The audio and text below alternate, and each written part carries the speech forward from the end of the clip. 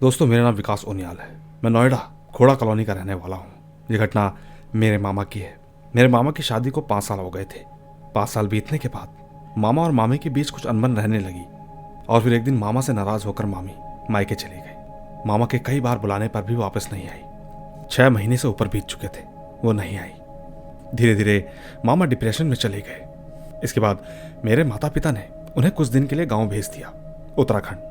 उन्हें लगा कि वहां जाकर स्वच्छ वातावरण में रहकर उनका मन थोड़ा हल्का होगा, लेकिन ऐसा कुछ भी नहीं हुआ, बल्कि उनकी तबीयत और ज्यादा खराब हो गई।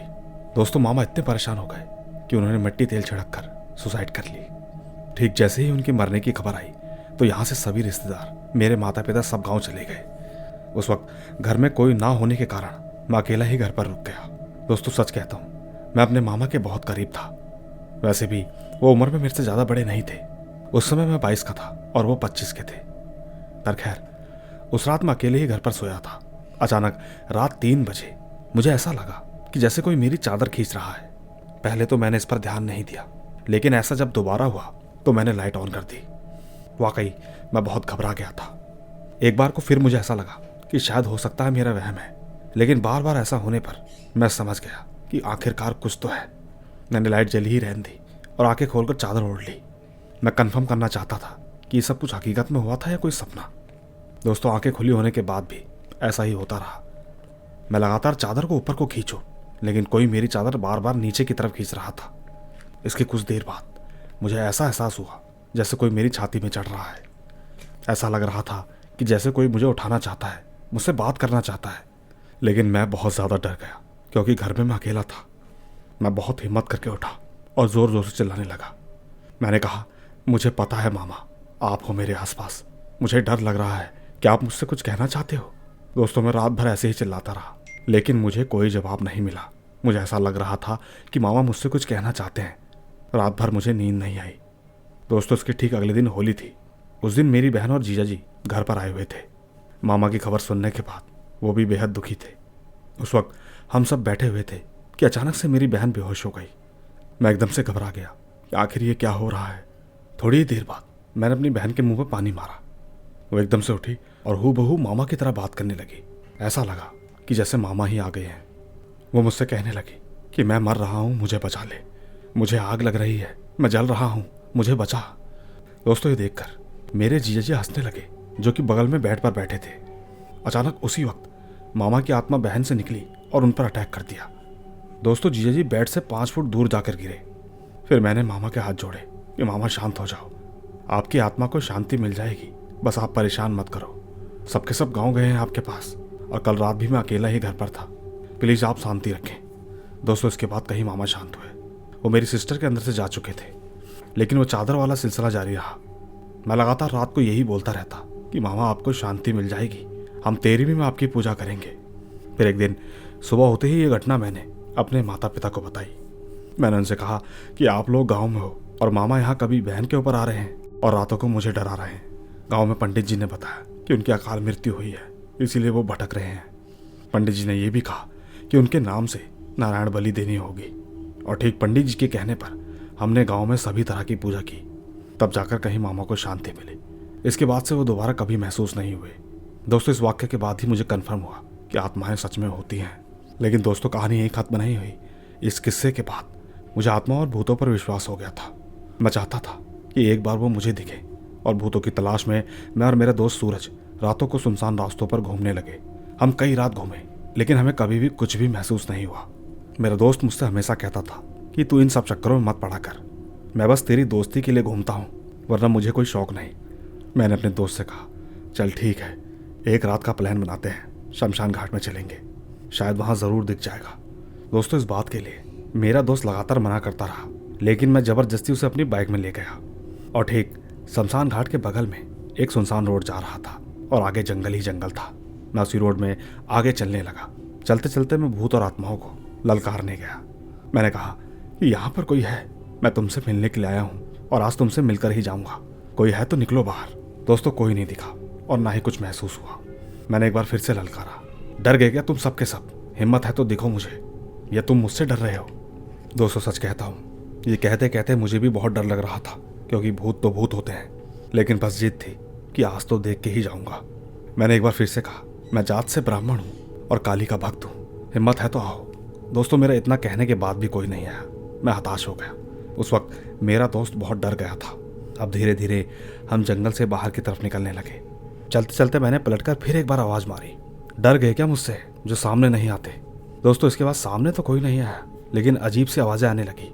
उन आवाज़ों को सुनकर मैं और मेरे दोस्त दोनों डर गए।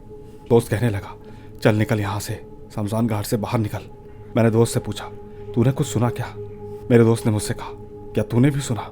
दोस्तों तब हम दोनों को दोबारा यकीन आया कि भूत हमारे सामने तो नहीं आए, लेकिन उन आवाज़ों ने हमें ये यकीन ज़रूर दिला दिया कि भूत और आत्माएं होती ज़रूर हैं। दोस्तों मैं उन आवाज़ों को आज तक नहीं भूल पाया। आज भी जब ये किस्सा याद करता हूँ तो रूह कांप जाती है। और वैसे भी अक्सर बड़े बुजुर्ग कहते हैं कि रात में गंगा नहीं नहानी चाहिए, क्योंकि रात में चलते पानी के अगल बगल भूतों का वास होता है। लेकिन दोस्तों मैं और मेरे दोस्त अक्सर गढ़मुक्तेश्वर, जो कि नोएडा से करीब 80 किलोमीटर है, वहाँ जाया करते हैं। सबसे बड़ी बात, हम हमेशा रात को ही जाया करते हैं। एक रात हमने फिर से वहाँ जाने का प्लान बनाया। हम करीब रात के 10 बजे निकले और 12:30 बजे वहाँ पहुँच गए। हमने ठीक वहाँ पर स्नान किया और वापस घर की तरफ आने लगे। आते आते रास्ते में करीब 2:30 बज गए और ठीक नोएडा आने में रास्ते में 30 मिनट का जंगल पड़ता है। हम उस जंगल से ही बाइक से जा रहे थे। बहुत घना जंगल है, ठीक हाईवे के अगल बगल। उसी वक्त मेरे दोस्त ने कहा कि यार वॉशरूम लगी है, थोड़ी बाइक रोक दे। मैंने भी सोचा कि टॉयलेट भी कर लेंगे और साथ ही एक सिगरेट भी पी लेंगे। ठीक वॉशरूम करने के बाद हम दोनों सिगरेट पीने लगे। उसी वक्त अचानक से एक बुढ़िया हमारे सामने आकर खड़ी हो गई। दोस्तों आश्चर्य करने वाली बात तो ये थी कि 20 किलोमीटर में जंगल के आसपास कोई मकान या दुकान भी नहीं थी। पूरा एकदम सन्नाटा हो चुका था। मगर अचानक से ये बुढ़िया यहाँ कैसे आ गई? चलो आ गई तो वो तो ठीक है, लेकिन ये तो सीधा हमारे सामने आके खड़ी हो गई। मेरा दोस्त उसे देखकर घबरा गया और मुझे कहने लगा कि विकास बाइक स्टार्ट कर, मुझे कुछ समझ नहीं आ रहा। मैंने कहा डर मत, इससे बात करते हैं, क्या पता किसी मुसीबत में ना हो। मैंने बुढ़िया से कहा कि अम्मा इस रात को जंगल में क्या कर रही हो? मेरी इस बात पर पहले तो वो कुछ नहीं बोली। 2 मिनट तक मुझे घूरती रही। मैं लगातार सिगरेट पीता रहा। तभी अचानक से वो चिल्लाई, बोलने लगी कि मेरा बहुत बड़ा परिवार था, मेरे 2 बच्चे थे, सबको यहाँ गाड़ दिया, मुझे भी मार के यहीं गाड़ दिया।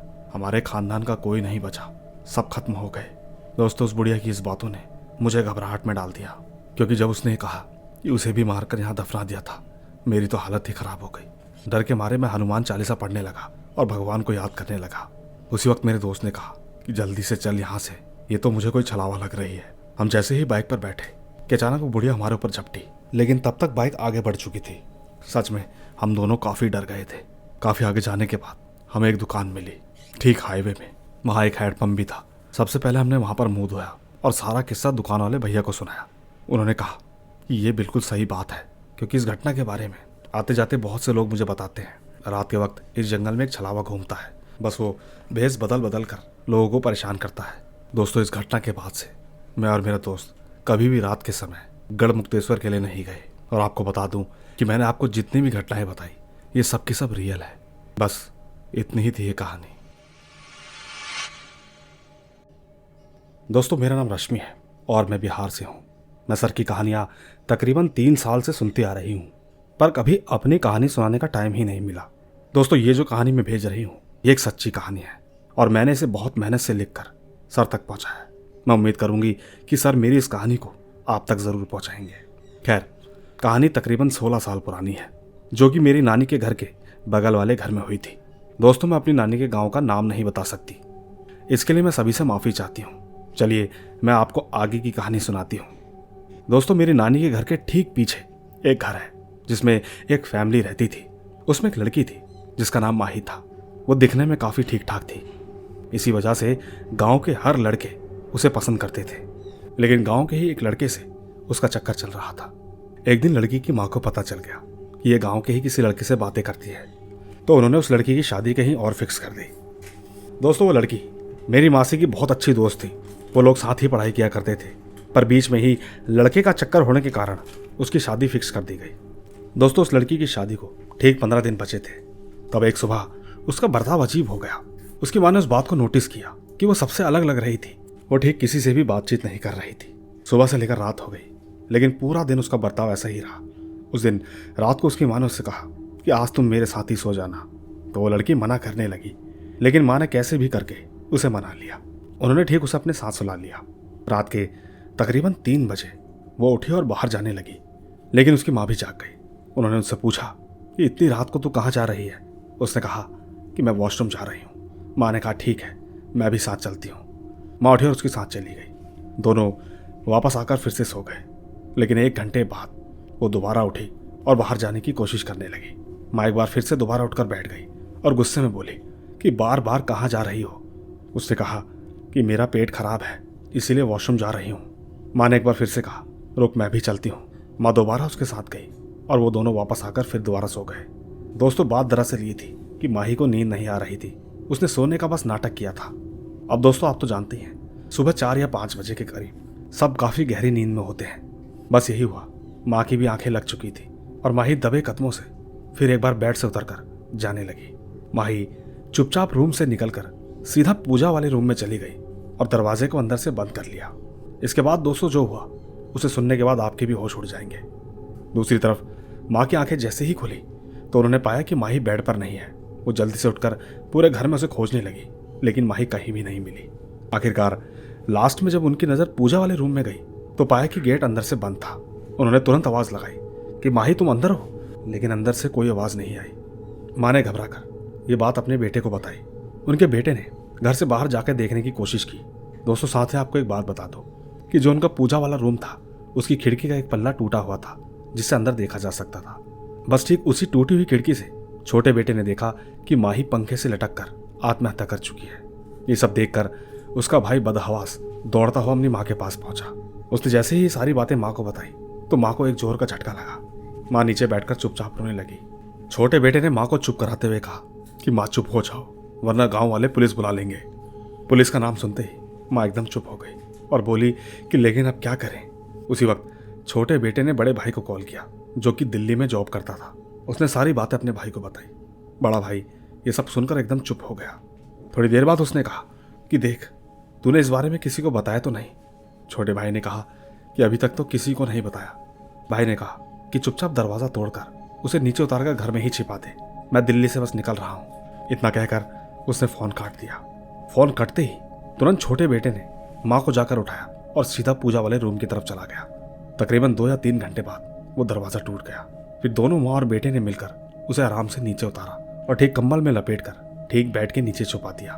दोनों बड़े बेटे का आने का इंतज़ार करने लगे। इंतज़ार करते करते शाम के 6 बज गए। तब जाकर कहीं उनका बड़ा बेटा घर पर आया। उसने भाई को एक कमरे में ले जाकर आपस में कुछ बातचीत की और दोनों से अपना मुंह बंद रखने के लिए कहा, किसी को कुछ भी नहीं बताना। अब ठीक रात के कुछ 10:30 बजे होंगे। तभी घर के बड़े बेटे ने अपने छोटे भाई से कहा कि तू माँ के पास रुक, मैं आता हूँ। वो ठीक गांव में निकला और गांव के मुखिया के पास गया। उसने मुखिया जी को सारी बातें बताई। सब सुनने के बाद मुखिया ने गांव के कुछ और लोग बुलाए और ठीक आपस में बातचीत करने के बाद उन्होंने फैसला किया कि आज रात को ही लाश को जला देंगे। मुखिया ने सबको सख्त लहजे से ये बात बोली ताकि सब अपना मुंह बंद रखें, नहीं तो सब फंस सकते थे। दोस्तों, रात हो चुकी थी। पूरा गांव सो चुका था। तकरीबन रात के 3 बजे लाश को निकालकर उसे जलाने के लिए शमशान घाट नहीं बल्कि गांव के ही बाहर एक खेत में लेकर गए। दोस्तों, खेत में पहुंचने के बाद लाश पर केरोसिन डालकर उसे जलाने लगे। दोस्तों, आपको यहाँ एक बात बताती हूँ। मेरी नानी का जो गाँव है वो किनारे पे पड़ता है। उस खेत की दूसरी तरफ एक गाँव है। जब लाश जल रही थी तब उधर वाले गाँव का एक आदमी वॉशरूम जाने के लिए उठा। उस आदमी ने देखा कि खेत के बीचों बीच आग जल रही थी। वो सोचने लगा कि इतनी रात को भला कौन खेत में आग जला रहा है। फिर एक बार को उसने ये भी सोचा कि सुबह जाकर देखूंगा कि क्या जल रहा है। वो ठीक वापस अपने घर चला गया और सब लोग मिलकर लाश को जलाकर अपने अपने घर पहुंच गए। लेकिन दोस्तों, यहाँ तक की कहानी के बाद असली खेल तो अब शुरू होने वाला था, जिसकी कल्पना किसी ने अपने सपनों में भी नहीं की थी। इसके ठीक सुबह होते ही वो रात वाला आदमी अपने साथ कुछ लोगों को लेकर उसी जगह पर पहुंचा। उसने देखा कि वहां कोई आग नहीं बल्कि किसी की लाश जलाई हुई थी। ये देख वो भागते हुए अपने गांव पहुंचे और सबको बता दी। देखते ही देखते ये बात पूरे गांव में फैल गई। सबके सब सोचने लगे कि आखिर किसकी लाश जली होगी, लेकिन गांव का कोई भी इंसान पुलिस के पास नहीं गया। अब इधर जैसा कि मैंने आपको बताया था कि असली खेल अब शुरू होने वाला था।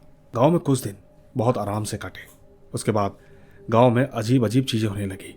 वो लड़की दिन दहाड़े सबको नजर आने लगी। पूरे गांव में डर का माहौल था।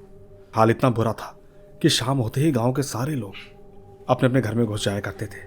धीरे धीरे उस लड़की की आत्मा ने गांव में एक भयानक खौफ बना दिया। कुछ टाइम तक तो ऐसा ही हुआ लोग कई दिनों तक घर से बाहर नहीं निकले। दोस्तों, अब आप सोच सकते हो कि जब गांव का ऐसा हाल था तो उस घर का क्या हाल होगा जिसमें उसने आत्महत्या की थी। कहीं ना कहीं उसने अपने घर वालों का जीना हराम कर दिया था। कभी शाम के टाइम किचन के बाहर खड़ी रहती तो कभी अपने घर के दरवाजों पर। एक दिन की बात है, बड़े भाई की बीवी ने शाम के टाइम अपने सास से पूछा कि मिट्टी का तेल कहाँ रखा है, मुझे लालटेन जलानी है। उन्होंने इतना कहा ही था कि तभी उन्हें पीछे से आवाज सुनाई दी कि भाभी ये रहा मिट्टी का तेल। इसके बाद जैसे ही वो पीछे मुड़ी तो उनके होश उड़ गए। उन्होंने देखा कि उनकी मरी हुई ननद मिट्टी के तेल का डब्बा ले खड़ी थी। भाभी ये देखकर चिल्लाती हुई भागी और तुरंत घर के सभी लोगों को सारी बातें बताई। अगली सुबह एक पंडित जी को घर पर बुलाया गया। पंडित जी ने कहा कि रात के ठीक 12 बजे लाल मिर्च आग पर जलाकर ठीक उसी कमरे में रख देना जहां उसने आत्महत्या की थी। दोस्तों, इसके अगले दिन मेरी नानी ने मेरी माँ को कॉल करके बुला लिया था क्योंकि उन लोगों को बहुत डर लग रहा था। और वैसे भी मेरी माँ जब गाँव पहुंची तो उसने देखा कि गाँव में हर तरफ सन्नाटा था, एक भी लोग गाँव में नजर नहीं आ रहे थे। खैर, पहुंचने के बाद माँ रात को वॉशरूम जाने के लिए उठी। समय कोई यही 11 या 12 बजे का रहा होगा। आपको बता दूं कि मेरी नानी का वॉशरूम पीछे ही था। उस वक्त माँ नानी के साथ गई थी। उसी वक्त अचानक किसी के चिल्लाने की आवाज आई, जैसे कि कोई किसी का गला दबा रहा हो। माँ जल्दी से वहां से भागकर कमरे में पहुंची। अगले दिन जब इस बारे में सारी बातें हुई तो घर वालों ने सोचा कि कब तक हम ऐसे डर के माहौल में रहेंगे। इसके बाद सबने मिलकर फैसला किया कि हमें एक हवन करवाना होगा उसकी आत्मा की शांति के लिए। इसके बाद एक दूसरी जगह से एक ओझा को बुलाया गया और ठीक पूजा शुरू की गई। दोस्तों, ये पूजा कई दिनों तक चली, तब जाकर कहीं गांव में डर का माहौल शांत हुआ। उसके बाद से अब तक सब ठीक चल रहा है। दोस्तों, सच कहती हूँ, उस साल को आज तक कोई नहीं भूल पाया है। आज भी जब लोग उस टाइम की बातें करते हैं तब हर किसी के शरीर में शिहरन दौड़ने लगती है। दोस्तों, आज भी वो कमरा जिसकी खिड़की का एक पल्ला टूटा हुआ था वो आज भी ऐसे का ऐसा ही है। कितनी बार उसे बनाने की कोशिश की पर वो बन नहीं पाया। नहीं मालूम कि आपको ये कहानी पर कितना यकीन होगा, लेकिन मैं सच कहती हूँ, ये एक सच्ची कहानी है। मुझे उम्मीद है कि महेश सर इस कहानी को आप तक जरूर पहुंचाएंगे। उम्मीद करूंगी कि आप कमेंट्स में जरूर अपनी राय रखेंगे। धन्यवाद। दोस्तों, ये थी रश्मि जी की कहानी। आपको उनकी कहानी में कितनी सच्चाई लगती है नीचे कमेंट जरूर कीजिएगा, क्योंकि अब मैं आपको ले चलता हूँ हमारी आज की अगली कहानी की ओर। आइए सुनते हैं। दोस्तों, मेरा नाम रिजुल है। मैं उत्तर प्रदेश के शाहजहांपुर जिले में रहता हूँ। एक बार मेरे पिताजी दुकान से लौटकर घर वापस आ रहे थे। उस वक्त पिताजी को दुकान में लेट हो गई थी कि हमारी दुकान जो थी वो बहुत दूर थी। जैसे तैसे पिताजी आराम से घर पहुंच गए, लेकिन हमारे घर के पास वाली गली में एक घर था जहां पर एक लड़की ने बोर्ड के एग्जाम दिए थे। उस वक्त वो बोर्ड के एग्जाम में फेल हो गई थी, तो उसने ठीक अपने ही घर में फांसी लगा ली। लेकिन कहते हैं कि वो तब भी जिंदा थी। उसके घर वाले उसको हॉस्पिटल लेकर गए। उस वक्त पिताजी को दादी ने बताया कि अपनी गली में एक लड़की ने फांसी लगा ली है। घर वाले उसे हॉस्पिटल लेकर गए हैं। पिताजी अपनी बाइक लेकर तुरंत हॉस्पिटल की तरफ गए। उस वक्त रात के 12 बज रहे थे। जब पिताजी हॉस्पिटल पहुंचे तो लड़की आईसीयू में भर्ती थी। उस वक्त उसका ट्रीटमेंट चल रहा था। थोड़ी ही देर बाद पिताजी को मेरे दादाजी का कॉल आया। दादाजी ने पिताजी को तुरंत घर बुलाया। पिताजी ने सभी लोगों से कहा कि मुझे घर निकलना है। वो हॉस्पिटल से लगभग रात के 1 बजे निकले। अब आपको बता दूं कि हमारे घर से हॉस्पिटल जाने के बीच में एक शमशान घाट पड़ता है। पिताजी हॉस्पिटल से आ ही रहे थे कि तभी मेरे पिताजी की बाइक में कोई बैठ गया। पिताजी पूरी स्पीड दे रहे थे, लेकिन गाड़ी आगे नहीं बढ़ रही थी। उधर शमशान घाट के थोड़ी ही आगे एक हनुमान जी का मंदिर है। आप यकीन भी नहीं करेंगे, उस मंदिर को क्रॉस करते ही गाड़ी पर जो भी था वो उतर गया। पिताजी आराम से घर पहुंच गए और ठीक रात के 3 बजे पिताजी को कॉल आया कि वो लड़की खत्म हो चुकी है। पिताजी ने तुरंत बाइक उठाई और वापस हॉस्पिटल की तरफ गए। दोस्तों, कहानी तो यही इंटरेस्टिंग होती है। जैसा कि मैंने आपको पहले बताया था कि कोई ऐसी चीज बैठी थी जब गाड़ी आगे नहीं बढ़ रही थी। ठीक उसी रास्ते पर उसी जगह दोबारा से वही चीज हुई। पर फिलहाल पिताजी जैसे तैसे ऑफिस पहुंचे और फिर ठीक सुबह ही घर आए। आपको बता दूं कि ये मेरे पिताजी के साथ घटी एक सच्ची घटना है। धन्यवाद। आइए दोस्तों, ले चलता हूं अगली कहानी की ओर। आइए सुनते हैं। दोस्तों, मेरा नाम कनिष्का है। मैं कोलकाता से हूँ। ये मेरी मासी के साथ हुआ है। उस वक्त वो प्रेग्नेंट थी। तो ठीक मेरी जो नानी है उनके चाचा की लड़की की डेथ हुई थी। उनके मरने के बाद 10वां दिन भी पूरा नहीं हुआ था। उस वक्त मेरी मंझली मासी उनके बारे में सोच सोचकर बहुत दुखी हो रही थी। वो उस टाइम वहाँ अकेली थी। मेरे मौसा तब काम से बाहर रहते थे। यूँ समझिए कि मेरी मासी और नानी और छोटी मासी दोनों ही अलग कमरे में रहते थे और एक रूम में मेरी मंझली मासी अकेली थी। अचानक उस रात मेरी मासी को याद आया कि उनकी मासी को मरे हुए 10वां दिन पूरा नहीं हुआ है। कहते हैं कि प्रेगनेंसी में ये सब सोचना अच्छा नहीं होता। ये बात सोच के वो अपने आंसू पोंछ कर सोने जा रही थी, लेकिन तभी उन्हें किसी के पास होने का एहसास हुआ। उन्हें अजीब सा डर लगने लगा। उन्हें ठीक रात के 2 बजे उनकी माँ यानी मेरी नानी की आवाज़ सुनाई थी। उन्होंने मासी को दरवाज़ा खोलने को बोला, लेकिन मासी को समझ आ चुका था कि उनकी माँ नहीं कोई और ही है, क्योंकि वो छोटी मासी की आवाज़ में भी दरवाज़ा खोलने के लिए बोल रही थी। मासी डर के मारे राम नाम जपने लगी। थोड़ी ही देर बाद आवाज़ें आना बंद हो गई। उसी वक्त उनके बिस्तर में एक अजीब सी चीज़ गिरने की आवाज़ हुई और वो वहीं बेहोश हो गई। सुबह उन्होंने मेरी नानी और छोटी मासी को पूछा कि वो रात को यहाँ आई थी, कि वो रात को मेरे रूम में आई थी। तो जवाब में उन्होंने पाया कि उनके रूम की तरफ कोई भी नहीं आया था। अब दोस्तों आप ही बताइए, अगर रूम की तरफ कोई नहीं आया तो फिर वो रात को कौन था? इसका जवाब नीचे कमेंट्स में ज़रूर दीजिएगा। धन्यवाद। आइए दोस्तों अगली कहानी सुनते हैं। दोस्तों मैं होशियारपुर के एक विलेज में रहती हूँ। मैं आपको अपने विलेज का नाम नहीं बता सकती, लेकिन मेरा नाम आरती है। आपको बता दूं कि ये कहानी तब की है जब मैं स्कूल में थी। दोस्तों हमारे स्कूल के पीछे एक कब्रिस्तान है और ठीक हमारे स्कूल के बच्चे कब्रिस्तान की दीवार के पास खेलते हैं। एक दिन की बात है, मैं अपनी क्लास में बैठे बैठे ही सो गई। छुट्टी होने के टाइम पर मेरी टीचर ने मुझे उठाया। कहने लगी कि उठो, तुम्हें घर नहीं जाना। उस वक्त सभी बच्चे अपने अपने घर चले गए थे। मैं जल्दी से उठी और घर की ओर जाने लगी।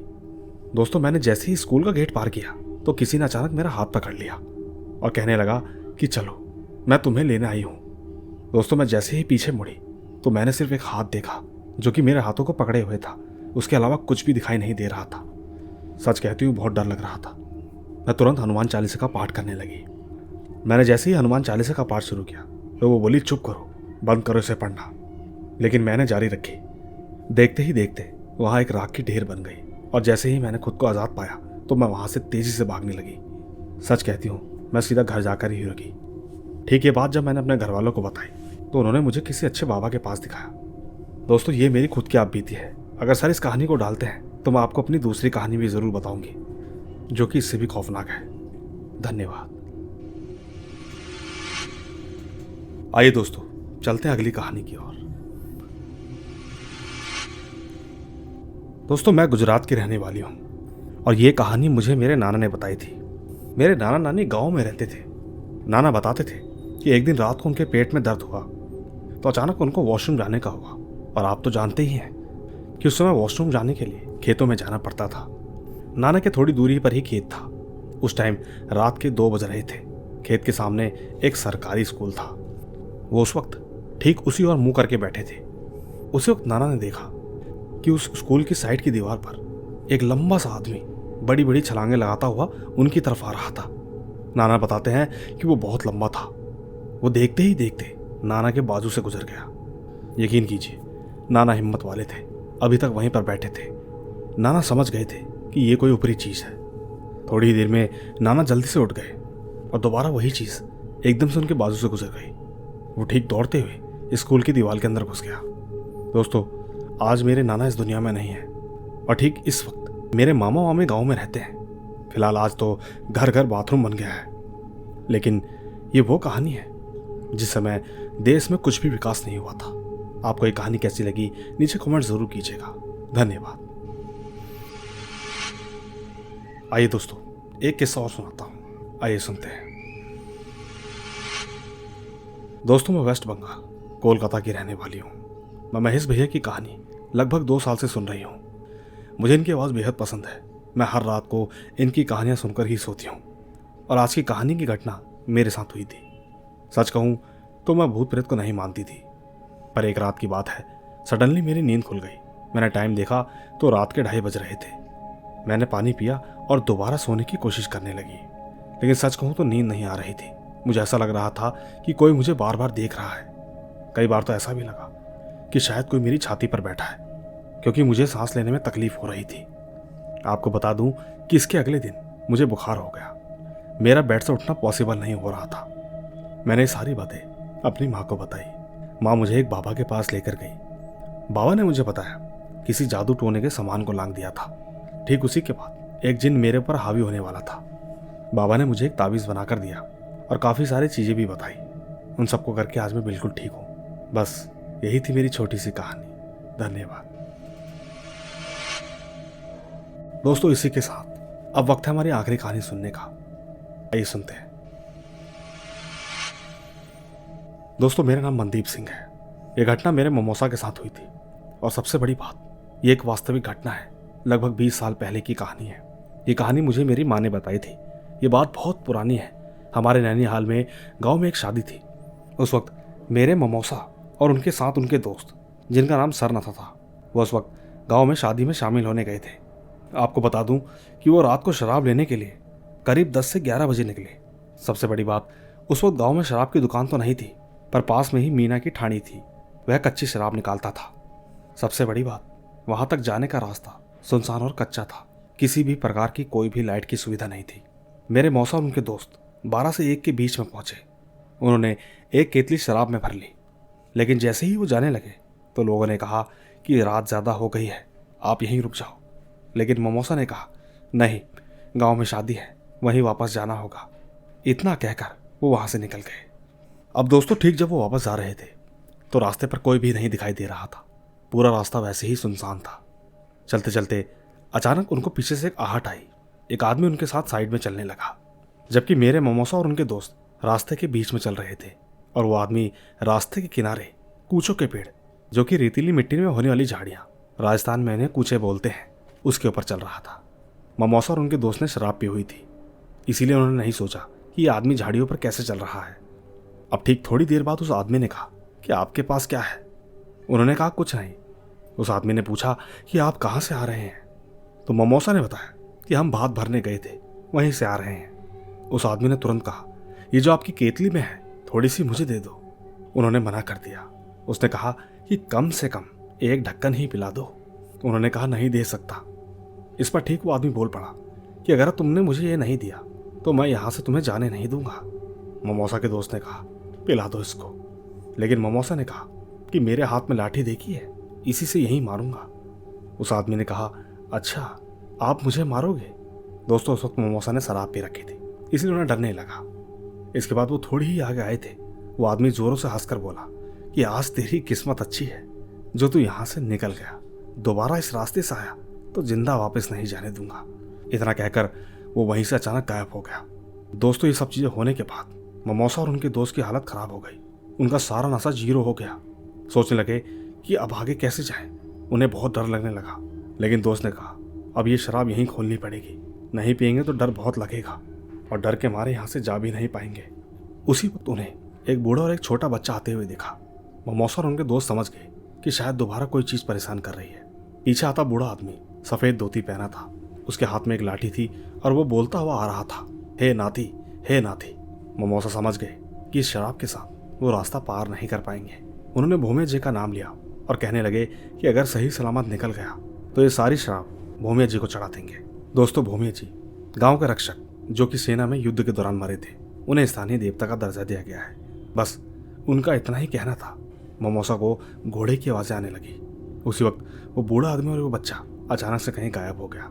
इतना होने के बाद वो दोनों काफी डर चुके थे। ममोसा और उनके दोस्त कैसे भी करके गांव के रास्ते तक पहुंचे। ममोसा ने अपने दोस्त को कहा कि घर पर किसी को मत बताना। इसके बाद ममोसा जैसे ही घर पर पहुंचे तो एकदम से सो गए और ठीक जब उनकी आंखें खुली तो उनका दोस्त घर पर ही बैठा हुआ था। उसने सारी की सारी बातें घर पर सबको बता दी। घर वालों ने ममोसा को बहुत डांटा और कहा कि कभी भी उस रास्ते से मत जाना। कुछ दिन गुजरे। उनके एक और दोस्त को ये बात जब पता चली तो उसने कहा कि ऐसा कुछ नहीं होता, मेरे साथ चलो, कुछ नहीं होगा। उसकी बात सुनने के बाद वो वापस उसी रास्ते शराब पीने निकल गए। अब ठीक जब वो वापस आ रहे थे तो उन्हें वही आदमी मिला और कहने लगा कि मेरे साथ कुश्ती खेलोगे? अब दोस्तों, आप ही सोचिए, वो दो और वो अकेला आदमी। उस आदमी ने उन दोनों को इतना मारा कि उनकी आंखें तक नहीं खुली। और जैसे ही सुबह रोशनी हुई तो वो दोनों जैसे तैसे घर पहुंचे। यहाँ तक कि आप ये सोचिए, लोग उन्हें पहचान तक नहीं पा रहे थे, उनकी इतनी हालत खराब हो गई। इसके बाद उनका दोस्त भी कुछ समय तक बीमार रहा और फिर उसका देहांत हो गया। आपको बता दूं कि जो आदमी उन्हें मिला था उसे स्थानीय भाषा में छलावा बोलते हैं और ठीक जो वो रास्ता था अब वो NH-48 हाईवे बन गया है। मुझे उम्मीद है कि सर मेरी इस कहानी को प्रकाशित करेंगे। मुझे बहुत समय लगा इस घटना को बताने में। ये कहानी एक वास्तविक कहानी है। धन्यवाद। तो दोस्तों, देखा आपने, ये थी हमारी आज की कहानियाँ, और आखिरी कहानी आपको ज़रूर पसंद आएगी। बस इसी तरह आप यूं ही साथ बनाए रखें। मैं जल्द ही मिलूंगा आपसे इसी तरह की रोमांच भरी रहस्यमय कहानियों के साथ। बस तब तक आप अपना और अपने परिवार का ख्याल रखें। चलता हूँ। Bye bye.